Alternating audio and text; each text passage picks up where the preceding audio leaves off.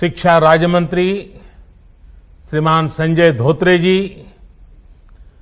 Vice chancellor भाई तारिक मंसूर जी, सभी professors, staff, इस कार्यक्रम में जुड़े एएमयू के हजारों छात्र छात्राएं, एएमयू के लाखों एलुमनाई, अन्य महानुभाव और साथियों, सबसे पहले मैं आप सभी का आभार व्यक्त करना चाहता हूं।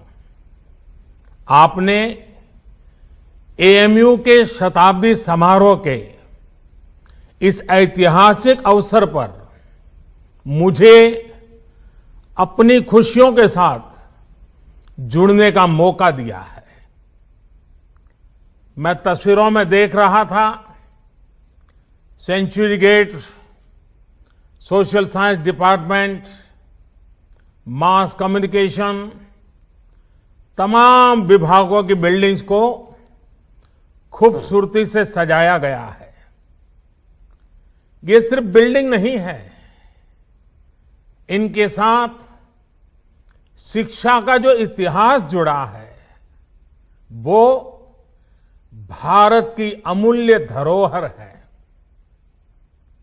आज एएमयू से तालीम लेकर निकले सारे लोग भारत के सर्वश्रेष्ठ स्थानों पर और संस्थानों में नहीं, बल्कि दुनिया के सैकड़ों देशों में छाए हुए हैं।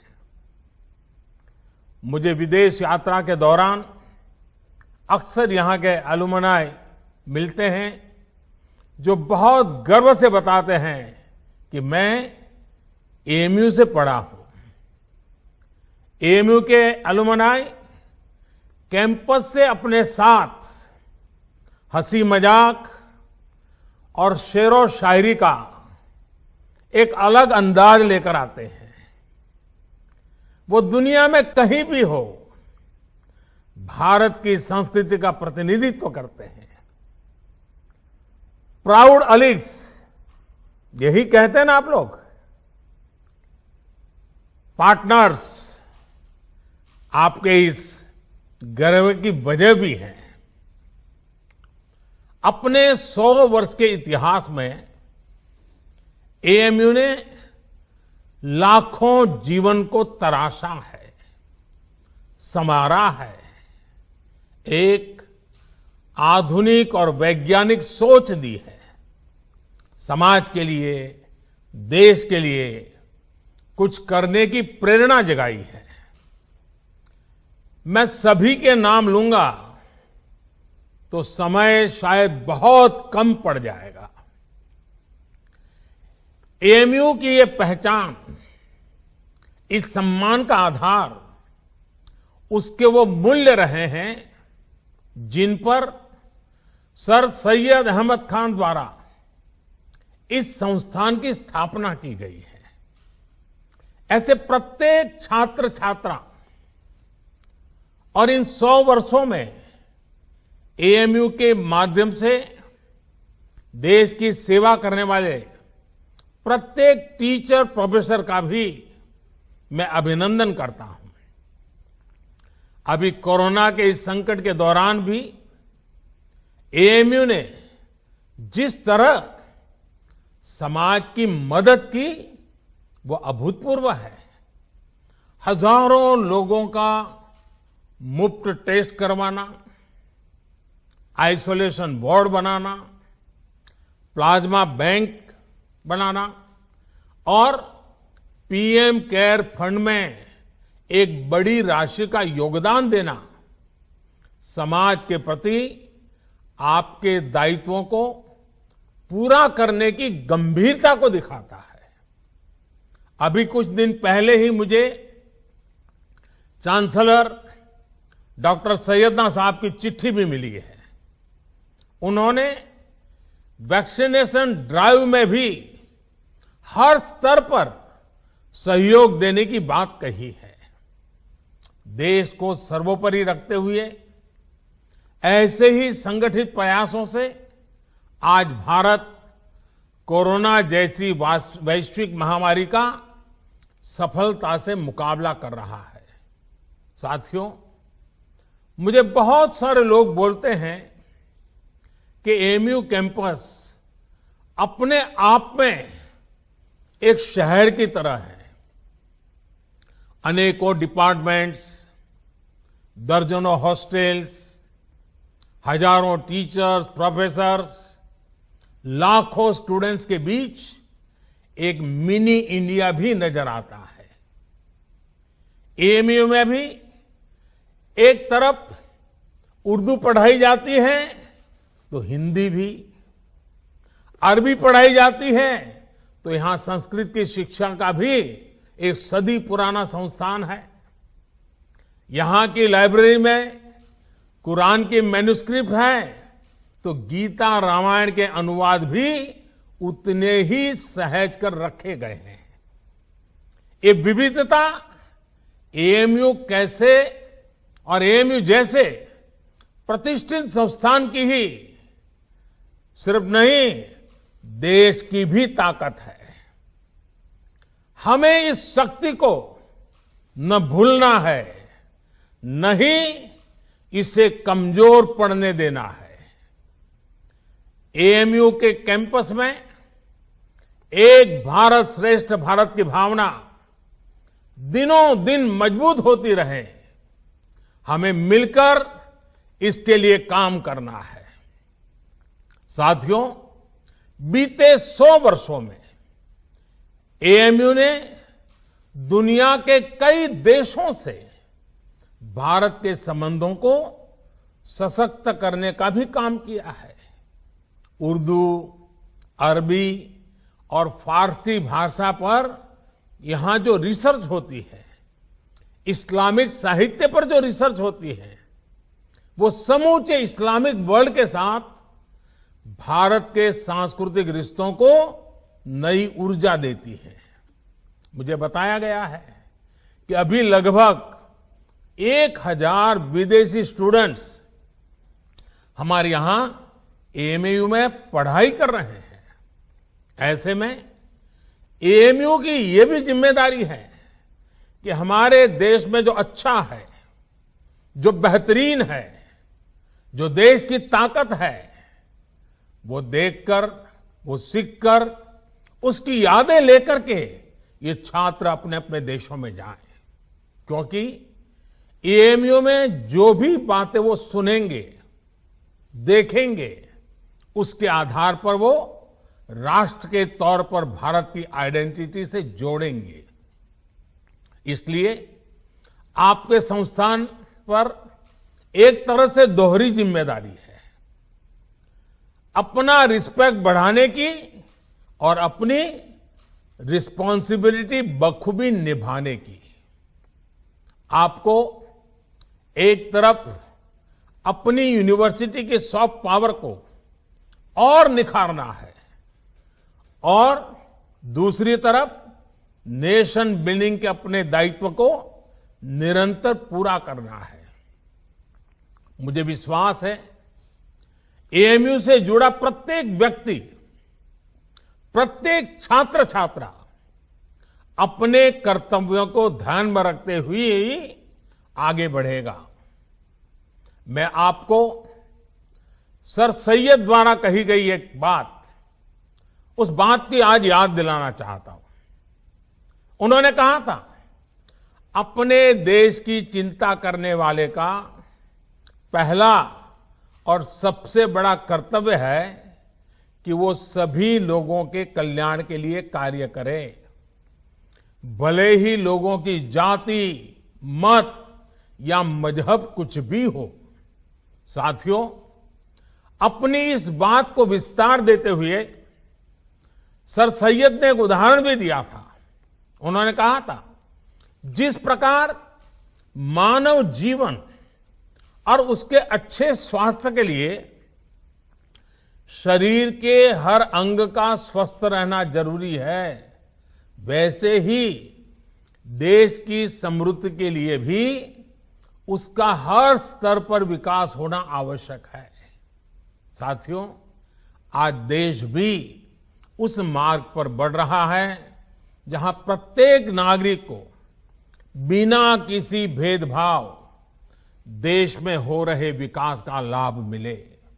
देश आज उस मार्ग पर बढ़ रहा है जहां का प्रत्येक नागरिक संविधान से मिले अपने अधिकारों को लेकर निश्चिंत रहे, अपने भविष्य को लेकर के निश्चिंत रहे।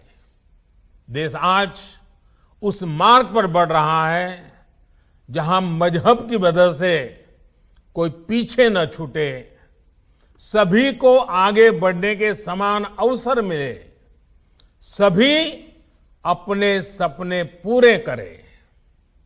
सबका साथ, सबका विकास, सबका विश्वास, यह मंत्र इसका मूल आधार है। देश की नीयत और नीतियों में यही संकल्प झलकता है। आज देश गरीबों के लिए जो योजनाएं बना रहा है, जो बिना किसी मत मजहब के भेद के हर वर्ग तक पहुंच रही हैं, बिना किसी भेदभाव 40 करोड़ से ज्यादा गरीबों के बैंक खाते खुले, बिना किसी भेदभाव 2 करोड़ से ज्यादा गरीबों को पक्के घर दिए गए, बिना किसी भेदभाव 8 करोड़ से ज्यादा महिलाओं को गैस कनेक्शन मिला, बिना किसी भेदभाव कोरोना के इस समय में 80 करोड़ देशवासियों को मुफ्त अन्न सुनिश्चित किया गया, बिना किसी भेदभाव आयुष्मान योजना के तहत 50 करोड़ लोगों को 5 लाख रुपए तक का मुफ्त इलाज संभव हुआ। जो देश का है वो हर देशवासी का है और इसका लाभ हर देशवासी को मिलना ही चाहिए। हमारी सरकार इसी भावना के साथ काम कर रही है। साथियों, कुछ दिन पहले मेरी मुलाकात अलीगढ़ मुस्लिम यूनिवर्सिटी के ही एक एल्यूमनाई से हुई थी। वो एक इस्लामिक स्कॉलर भी है। उन्होंने एक बहुत इंटरेस्टिंग बात मुझे बताई जो मैं आपसे भी शेयर करना चाहता हूं। स्वच्छ भारत मिशन के तहत जब देश में 10 करोड़ से ज्यादा शौचालय बने तो इसका लाभ सभी को हुआ। ये शौचालय भी बिना भेदभाव ही बने थे, लेकिन एक उसका एस्पेक्ट ऐसा जिनकी उतनी चर्चा नहीं हुई है और न ही एकेडमिक वर्ल्ड का इस पर उतना ध्यान गया है। मैं चाहता हूं कि अलीगढ़ मुस्लिम यूनिवर्सिटी का भी हर स्टूडेंट इस पर गौर करे। मेरे साथियों, एक समय था जब हमारे देश में मुस्लिम बेटियों का ड्रॉप आउट रेट, शिक्षा में से ड्रॉप आउट रेट 70% से ज्यादा था, 70% से ज्यादा था। मुस्लिम समाज की प्रगति में बेटियों का इस तरह पढ़ाई बीच में छोड़ना हमेशा से बहुत बड़ी बाधा रहा है। लेकिन 70 साल से हमारे यहां स्थिति यही थी कि 70% से ज्यादा मुस्लिम बेटियां अपनी पढ़ाई पूरी नहीं कर पाती थी। इन्हीं स्थितियों में स्वच्छ भारत मिशन शुरू हुआ, गांव-गांव शौचालय बने, सरकार ने स्कूल जाने वाली गर्ल्स स्टूडेंट के लिए मिशन मोड पे अलग शौचालय बनवाए। आज देश के सामने क्या स्थिति है? पहले मुस्लिम बेटियों का जो स्कूल ड्रॉप आउट रेट 70% से ज्यादा था, वो अब घटकर करीब-करीब 30% रह गया है। पहले लाखों मुस्लिम बेटियां शौचालय की कमी की वजह से पढ़ाई छोड़ देती थी। अब हालात बदल रहे हैं। मुस्लिम बेटियों का ड्रॉप रेट कम से कम हो, इसके लिए केंद्र सरकार निरंतर प्रयास कर रही है। आपकी अलीगढ़ मुस्लिम यूनिवर्सिटी में भी स्कूल ड्रॉप आउट छात्र छात्राओं के लिए ब्रिज कोर्स चलाया जा रहा है। और अभी मुझे एक और बात बताई गई है जो बहुत अच्छी लगी है। एएमयू में अब फीमेल स्टूडेंट्स की संख्या बढ़कर 35% हो गई है। मैं आप सबको बधाई देना चाहूंगा। मुस्लिम बेटियों की शिक्षा पर, उनके सशक्तिकरण पर सरकार का बहुत ध्यान है। पिछले 6 साल में सरकार द्वारा करीब करीब 1 करोड़ मुस्लिम बेटियों को स्कॉलरशिप दी गई है। साथियों, जेंडर के आधार पर भेदभाव न हो, सबको बराबर अधिकार मिले, देश के विकास का लाभ सबको मिले, ये एएमयू की स्थापना की प्राथमिकताओं में था। आज भी एएमयू के पास ये गौरव है कि इसकी फाउंडर चांसलर की जिम्मेदारी बेगम सुल्तान ने संभाली थी। 100 साल पहले की परिस्थितियों में ये किया जाना कितना बड़ा काम था, इसका अंदाज लगाया जा सकता है।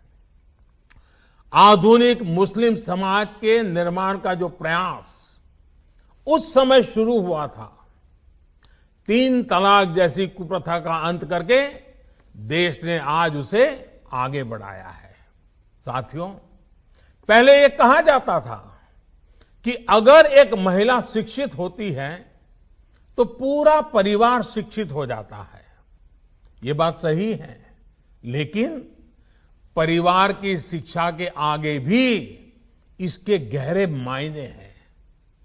महिलाओं को शिक्षित इसलिए होना है ताकि वो अपने अधिकारों का सही इस्तेमाल कर सके, अपना भविष्य खुद तय कर सके। एजुकेशन अपने साथ लेकर के आती है एम्प्लॉयमेंट और एंटरप्रेन्योरशिप। एम्प्लॉयमेंट और एंटरप्रेन्योरशिप अपने साथ लेकर आते हैं इकोनॉमिक इंडिपेंडेंस। इकोनॉमिक इंडिपेंडेंस में होता है एम्पावरमेंट। एक एम्पावर्ड विमेन का हर स्तर पर, हर फैसले में उतना ही बराबर का योगदान होता है जितना किसी और का। फिर चाहे बात परिवार को डायरेक्शन देने की हो या फिर देश को डायरेक्शन देने की। आज जब मैं आपसे बात कर रहा हूं तो देश की अन्य शिक्षा संस्थानों से भी कहूंगा कि ज्यादा से ज्यादा बेटियों को शिक्षा में जोड़े और उन्हें सिर्फ एजुकेशन ही नहीं बल्कि हायर एजुकेशन तक लेकर के जाएं। साथियों, एएमयू ने हायर एजुकेशन में अपने कंटेम्पररी करिकुलम में उससे बहुतों को आकर्षित किया है। आपकी यूनिवर्सिटी में इंटर डिसिप्लिनरी विषय पहले से पढ़ाए जाते हैं। अगर कोई छात्र साइंस में अच्छा है और उसे हिस्ट्री भी अच्छी लगती है तो ऐसी मजबूरी क्यों हो कि वो किसी एक को ही चुन सके। यही भावना नई राष्ट्रीय शिक्षा नीति में है, न्यू एजुकेशन पॉलिसी में है। इसमें 21वीं सदी में भारत के स्टूडेंट्स की जरूरतों, उसके इंटरेस्ट को सबसे ज्यादा ध्यान में रखा गया है। हमारे देश का युवा नेशन फर्स्ट के आह्वान के साथ देश को आगे बढ़ाने के लिए प्रतिबद्ध है। वो नए नए स्टार्टअप्स के जरिए देश की चुनौतियों का समाधान निकाल रहा है। रेशनल थिंकिंग और साइंटिफिक आउटलुक उनकी पहली प्रायोरिटी है। राष्ट्रीय शिक्षा नीति में भारत के युवाओं की इसी एस्पिरेशंस को प्राथमिकता दी गई है। हमारी कोशिश ये भी है कि भारत का एजुकेशन इकोसिस्टम दुनिया के आधुनिक शिक्षा व्यवस्थाओं में से एक बने। नई नेशनल एजुकेशन पॉलिसी में जो मल्टीपल एंट्री है, एग्जिट पॉइंट की व्यवस्था है, उससे स्टूडेंट्स को अपनी शिक्षा के बारे में फैसले लेने में आसानी हो गई। हर एग्जिट ऑप्शन के बाद उन्हें एप्रोप्रिएट सर्टिफिकेट भी दिया जाएगा। ये स्टूडेंट्स को पूरे कोर्स की फीस की चिंता किए बिना अपना फैसला लेने की आजादी होगी। साथियों, सरकार हायर एजुकेशन में नंबर ऑफ एनरोलमेंट्स बढ़ाने और सीटें बढ़ाने के लिए भी लगातार काम कर रही है। वर्ष 2014 में हमारे देश में 16 आईआईटीज थी, 16। आज 23 आईआईटीज हैं, 23। वर्ष 2014 में हमारे देश में 9 ट्रिपल आईटीज थी, 9 ट्रिपल आईटीज थी। आज 25 ट्रिपल आईटीज हैं। वर्ष 2014 में हमारे यहां 13 आईआईएम्स थे, आज 20 आईआईएम्स हैं। मेडिकल एजुकेशन को लेकर भी बहुत काम किया गया है। 6 साल पहले तक देश में सिर्फ 7 एम्स थे, आज देश में 22 एम्स हैं। शिक्षा चाहे ऑनलाइन हो या ऑफलाइन, सभी तक पहुंचे, बराबरी से पहुंचे, सभी का जीवन बदले, हम इसी लक्ष्य के साथ काम कर रहे हैं। साथियों, एएमयू के 100 साल पूरे होने पर मेरी आप सभी युवा पार्टनर्स से कुछ और अपेक्षाएं भी हैं। क्यों न 100 साल के इस मौके पर एएमयू के 100 हॉस्टल्स एक एक्स्ट्रा करिकुलर टास्क करें। ये टास्क देश की आजादी के 75 साल पूरे होने से जुड़े हो।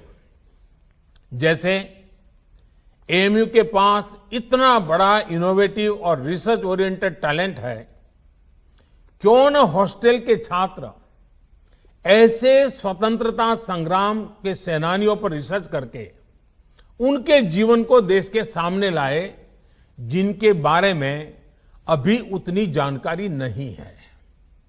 कुछ स्टूडेंट्स इन महापुरुषों के जन्मस्थान जाएं, उनकी कर्मभूमि जाएं, उनके परिवार के लोग अब कहां हैं, उनसे संपर्क करें।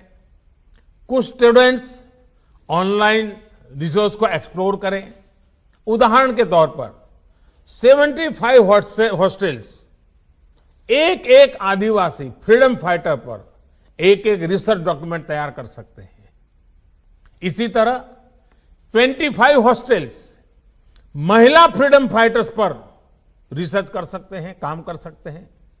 एक और काम है जो देश के लिए एएमयू के छात्र छात्राएं कर सकते हैं। एएमयू के पास देश की इतनी बेशकीमती प्राचीन पांडुलिपियां हैं। ये सब हमारी सांस्कृतिक धरोहर है। मैं चाहूंगा कि आप टेक्नोलॉजी के माध्यम से इन्हें डिजिटल, इन्हें वर्चुअल अवतार में पूरी दुनिया के सामने लाएं। मैं एएमयू के विशाल एलुमनाई नेटवर्क को भी आह्वान करता हूं कि नए भारत के निर्माण में अपनी भागीदारी और बढ़ाएं। आत्मनिर्भर भारत अभियान को सफल बनाने के लिए, वोकल फॉर लोकल को सफल बनाने के लिए बहुत कुछ किया जाना बाकी है। इसे लेकर अगर मुझे एएमयू से सुझाव मिले, एएमयू एलुमनाई के सुझाव मिले, तो मुझे बहुत खुशी होगी। साथियों, आज पूरी दुनिया की नजरें भारत पर है। जिस सदी को भारत की सदी बताया जा रहा है, उस लक्ष्य की तरफ भारत कैसे आगे बढ़ता है, इसे लेकर पूरी दुनिया में क्यूरियोसिटी है।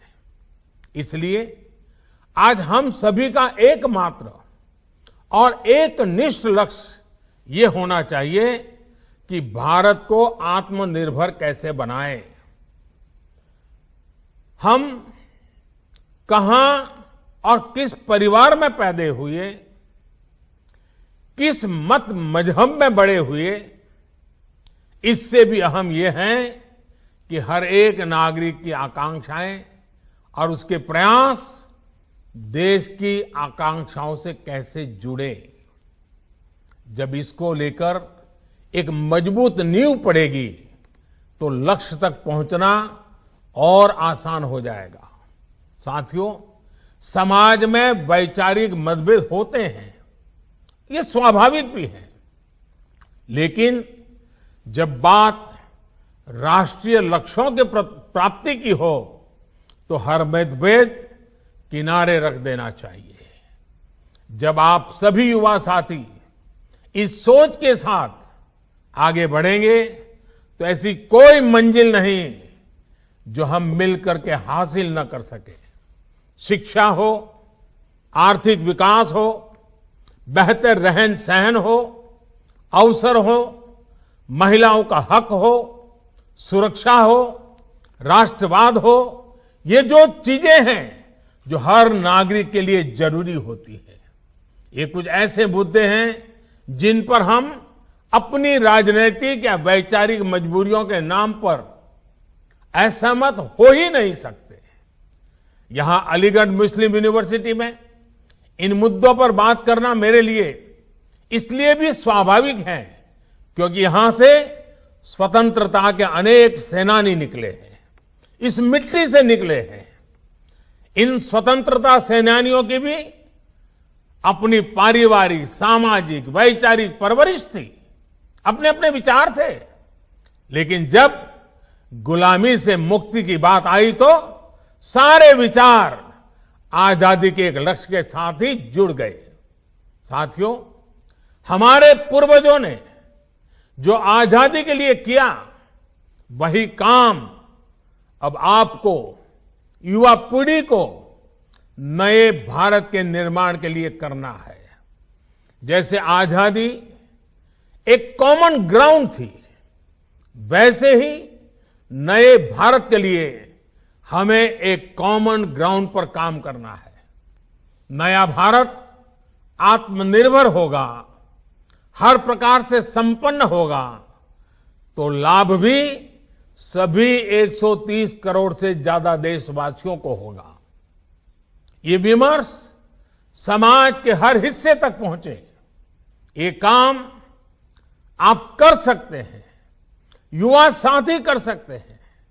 साथियों, हमें यह समझना होगा कि सियासत सोसाइटी का एक अहम हिस्सा है, लेकिन सोसाइटी में सियासत के अलावा भी दूसरे मसले हैं।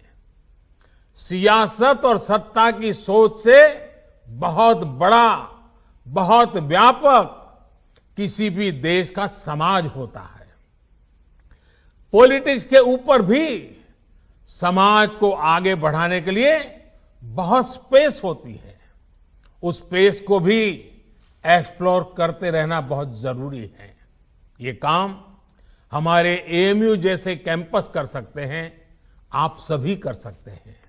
साथियों, न्यू इंडिया के विजन की जब हम बात करते हैं तो उसके मूल में भी यही है कि राष्ट्र के, समाज के विकास को राजनीतिक चश्मे से न देखा जाए। हां, जब हम इस बड़े उद्देश्य के लिए साथ आते हैं तो संभव है कि कुछ तत्व इससे परेशान हो। ऐसे तत्व दुनिया की हर सोसाइटी में मिल जाएंगे। ये कुछ ऐसे लोग होते हैं जिनके अपने स्वार्थ होते हैं। वो अपने स्वार्थ को सिद्ध करने के लिए हर हथकंडा अपनाएंगे, हर प्रकार की नेगेटिविटी फैलाएंगे। लेकिन जब हमारे मन और मस्तिष्क में नए भारत का निर्माण सर्वोच्च होगा तो ऐसे लोगों का स्पेस अपने आप में सिकुड़ता जाएगा। साथियों, पॉलिटिक्स इंतजार कर सकती है, सोसाइटी इंतजार कर सकती है, देश का डेवलपमेंट का इंतजार नहीं कर सकता। गरीब समाज के किसी भी वर्ग का हो, वो इंतजार नहीं कर सकता। महिलाएं, वंचित, पीड़ित, शोषित, विकास का इंतजार नहीं कर सकते। सबसे बड़ी बात, हमारे युवा, आप सभी और इंतजार नहीं करना चाहेंगे। पिछली शताब्दी में मतभेदों के नाम पर बहुत वक्त पहले ही जाया हो चुका है। अब वक्त नहीं गंवाना है। सभी को एक लक्ष्य मिलकर, एक लक्ष्य के साथ मिलकर नया भारत, आत्मनिर्भर भारत बनाना है। साथियों, 100 साल पहले 1920 में जो युवा थे, उन्हें देश की आजादी के लिए संघर्ष करने का, खुद को समर्पित करने का, बलिदान देने का अवसर मिला था। उस पीढ़ी के तप और त्याग से देश को 1947 में आजादी मिली थी। आपके पास, आज की पीढ़ी के पास आत्मनिर्भर भारत, नए भारत के लक्ष्य को पूरा करने के लिए बहुत कुछ करने का अवसर है। वो समय था 1920 का, ये समय है 2020 का। 1920 के 27 साल के बाद देश आजाद हुआ था। 2020 के 27 साल बाद, जो कि अगले 27 साल 2020 से 2047 आपके जीवन के बहुत महत्वपूर्ण साल है। वर्ष 2047 में जब भारत अपनी आजादी के 100 वर्ष पूरा करेगा, आप उस ऐतिहासिक समय के भी साक्षी बनेंगे। इतना ही नहीं, इन 27 साल में आधुनिक भारत बनाने के आप हिस्सेदार होंगे। आपको हर पल देश के लिए सोचना है। अपने हर फैसले में देश हित सोचना है। आपका हर निर्णय देश हित को आधार बनाते हुए ही होना चाहिए। मुझे विश्वास है, हम सब साथ मिलकर आत्मनिर्भर भारत के सपनों को पूरा करेंगे। हम सब मिलकर देश को विकास की नई ऊंचाइयों पर पहुंचाएंगे। आप सभी को एएमयू के 100 वर्ष होने पर फिर से एक बार बहुत बहुत बधाई देता हूं। और इन 100 साल में जिन जिन महापुरुषों ने इस संस्थान की गरिमा को नई ऊंचाई पर ले जाने के लिए निरंतर प्रयास किया है, आज उनका भी पुण्य स्मरण करता हूं, उन सबका भी आदर करता हूं। और फिर एक बार आज के इस पवित्र अवसर से भविष्य के लिए अनेक अनेक शुभकामनाएं देता हूं। विश्व भर में फैले हुए अलुमनाई को भी मैं उत्तम स्वास्थ्य के लिए एक शुभकामना करता हूं, उनके उत्तम भविष्य के लिए भी शुभकामनाएं करता हूं। और एएमयू के भी उत्तम भविष्य के लिए अनेक अनेक शुभकामनाओं के साथ मैं आपको विश्वास दिलाता हूं कि ये सरकार आपकी प्रगति के लिए, आपके सपनों को साकार करने के लिए हम भी कभी पीछे नहीं रहेंगे। इसी एक विश्वास के साथ आपका बहुत बहुत धन्यवाद। बहुत बहुत धन्यवाद।